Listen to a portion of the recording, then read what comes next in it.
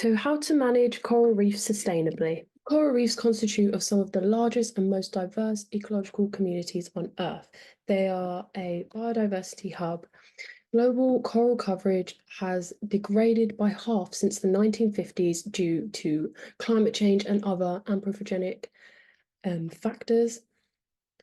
Coral reefs hold economic value because they are a natural wonder which attracts tourists, thus functioning as a source of income. They also offer coastal protection, sand supply, carbon sequestration, and food sources as they sustain a wide variety of biodiversity. In this presentation, I will explain what coral is, why it's so important, evaluate methods of determining ecosystem health and diversity, explain coral bleaching and other anthropogenic factors affecting the ecosystem and how we can mitigate against them. So what is coral? Coral are invertebrate organisms that are made up of soft-bodied polyps based on a limestone exoskeleton formed through successive growth. They're from the phylum Cnidaria and the class Anthozoa. They have a mutualistic symbiotic relationship with algae and rely on photosynthesis of algae for energy, and in return, the algae gets protection from grazing marine species. This is why coral are evolutionarily adapted for shallow coastal waters that receive sunlight. So why is coral so important for other organisms? 25% of the ocean's fish depend on healthy coral reefs. Coral reefs are used for habitat or shelter, to find food, reproduction, rearing young, or as food itself. A third of coral-feeding fish feed almost exclusively on coral, with almost 80% of their diet from coral. Coral are the foundation species of coral reef ecosystems, forming the predominant structural habitat. Parrotfish are corallivores that eat the coral to obtain the algae within the coral polyps. They cannot digest the calcium carbonate exoskeleton, so they excrete it as sand. Large parrotfish can produce up to 450 kilograms of sand per year. To determine the health of coral reef ecosystems, we can use biological indicators such as sea urchin embryo test. These are sensitive organisms that have a strong temperature dependency for embryonic development and early larval growth. The toxicity index is calculated by integrating the frequency of abnormal embryos with the severity of the abnormalities. However, this doesn't test for all pollutants. For example, sewage is more toxic to sperm than embryos. We can also use benthic diatoms, which are unicellular microalgae, which is abundant in marine environments. They are sensitive to nutrient variation and can capture short-term fluctuations in water quality. The composition of diatom communities can reflect water quality due to different species exhibiting distinct responses to nutrient concentrations. Changes in diatom communities can have a cascading effect on the entire ecosystem. This method is widely used amongst freshwater systems using the Freshwater Diatom Index. However, more research is needed to determine a marine benthic diatom index. We can also use coral as bioindicators, as abnormal nutrient loads can cause macroalgal domination and phytoplankton growth. This can limit light penetration to the benthos.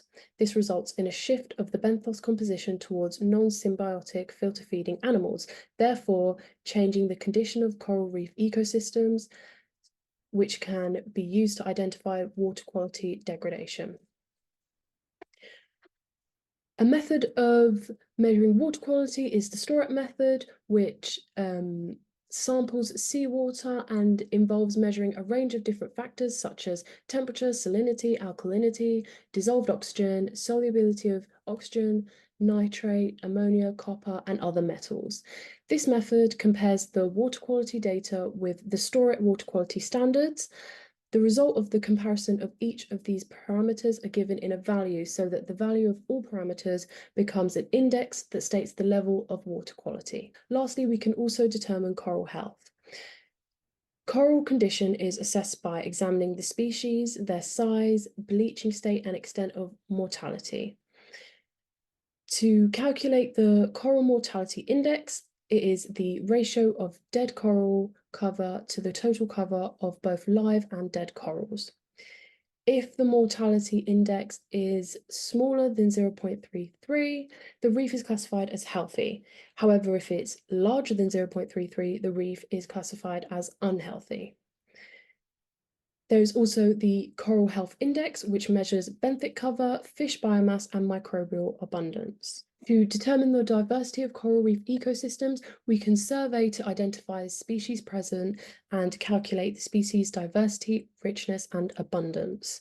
However, this can be a time-consuming process needing taxonomic expertise, and there's also the risk of cryptic species going undetected, and that could lead to an underestimation of biodiversity.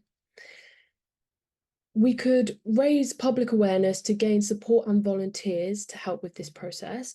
Locals can also report if they notice more or less of a certain species, and fishermen can provide insight into any changes in fish species abundance that they notice.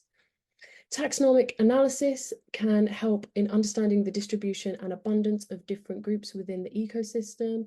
However, temporal and spatial variability also needs to be taken into consideration. Analysing the coral community structure, including species composition, trophic interactions, and spatial patterns, can provide insight into the ecological dynamics and stability of the ecosystem. What is coral bleaching? Bleaching is not restricted to corals, but is displayed by all animals in symbiosis with dinoflagellate algae. Bleaching is defined as the loss of symbiotic algae and their pigments due to oxidative stress.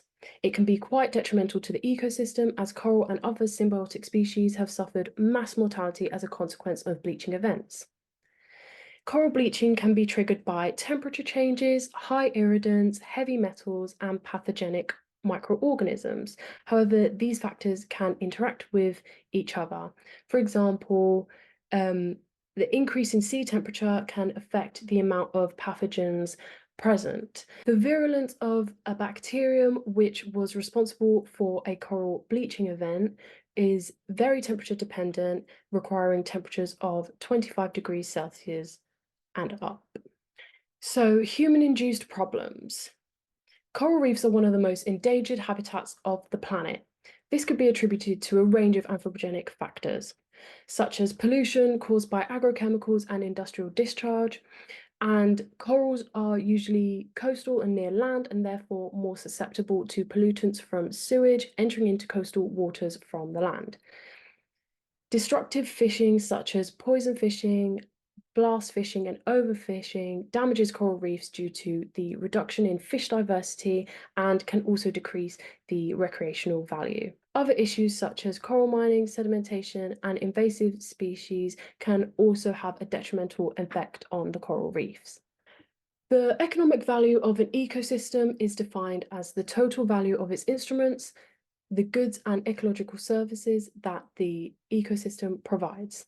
Coral reef fisheries are valued at around $6 billion US. However, sometimes it can be a lot more cost effective to be unsustainable, even when an ecosystem is of high value. It would cost urban centres in Indonesia $987 million to manage waste sustainably so that it doesn't affect coral reefs. However, the benefits of this would be valued at $327 million US, which is only a third of the cost.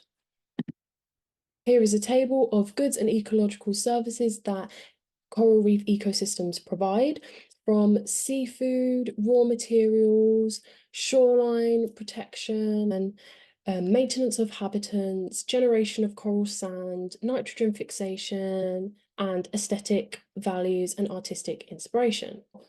So how can we work with stakeholders while mitigating conflict? Local communities are extremely important, as coastal Indigenous people have cultural relationships with the coral reef ecosystems, and their consumption of seafood is 15 times higher than that of non-Indigenous populations.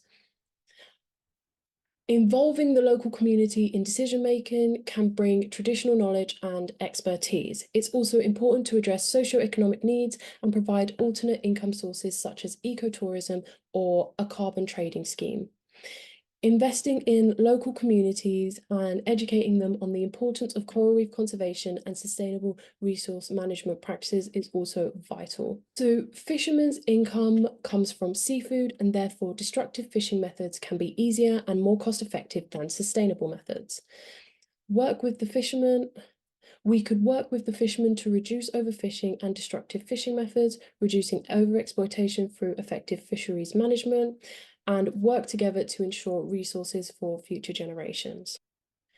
Coral reefs are also extremely valuable to the tourism industry, could educate tourists and tour operators on minimizing their impact on coral reefs, encourage the implementation of sustainable practices, and develop sustainable tourism partnerships. Scientists and researchers studying the coral reefs impact management strategies and policy decisions. Government agencies are responsible for managing and regulating activities that impact the coral reefs. We could gain support from constituencies to respond to mass coral bleaching, advise national policies relating to seafood production and tourist consumption, enforce regulation on tourist activities to minimize direct impacts of reef health, encourage ecosystem protection and restoration, designate marine protected areas, reducing the export of silt and nutrient pollution to coastal waters can help mitigate some of the local impacts to coral reefs, and policies such as taxes or subsidies can influence fishers' priorities and behaviour, so policymakers need to anticipate and mitigate unintended consequences. The global community also has an important impact. Global warming is still a huge threat to coral reefs, causing mass bleaching events, which could lead to the loss of this natural wonder. It could raise public awareness globally and address climate change, promote international cooperation to address coral reef threats, and promote marine conservation diplomacy, regional cooperation agreements, and joint conservation efforts across borders. In conclusion, coral reefs are not only vital for biodiversity and ecosystem services, but also serve as a source of livelihood and economic value for countless stakeholders. To ensure the sustainable future of coral reefs, it is imperative that we prioritise continuous monitoring efforts, utilising a range of techniques such as bioindicators, water quality assessments, and coral health assessments. Moreover, active engagement with local communities and fishermen is essential, not only for data collection and biodiversity monitoring, but also for fostering a sense of shared responsibility.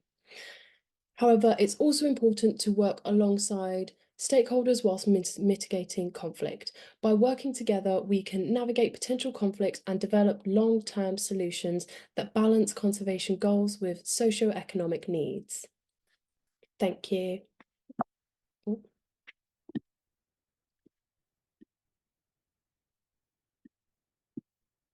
References.